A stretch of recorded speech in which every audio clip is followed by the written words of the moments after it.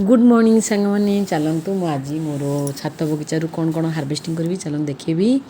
प्रथमे मु ग्लोव्स पिंधि पकई भयर कहीं बैगण हार्वेस्टिंग जेहेतु करी कंटा काले पशिज मोर भारी भय।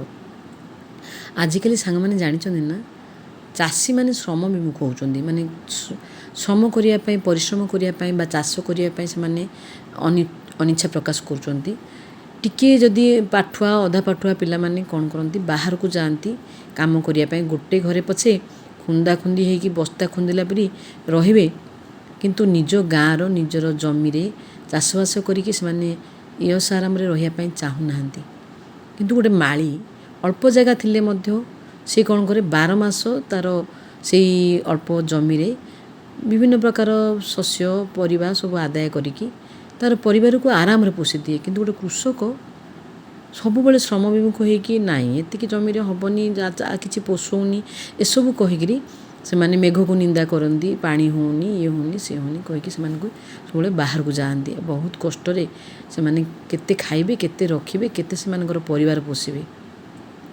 तेणु मो मतरे जदि आमर किछि भी जगह अच्छी से आमे जदि चाहिबा ताहले सबकिछि संभव हो पार सांग माने असंभव किछि नाई दुनिया रे। देखंतु मु एबे स्कूल को जाऊँगी पिला पाठ पढ़ाऊँगी तथापि मोर आग्रह थिबा जो मु आज एते किछि तो हार्वेस्टिंग करि पारुछि केते खुशी लगुचे मन आपण निजे कले ही जानिबे सांग माने सब जिनस रहिला आग्रह उपरे।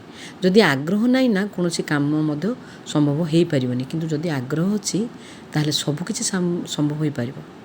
काहे जानछन सांग माने परिश्रम केबे भी वृथा पड़ेनी आ गीतारे कह जाइछि परिश्रम कले फल निश्चय पाइबो। देखंतु आज केते हार्वेस्टिंग होला। Thank you for watching.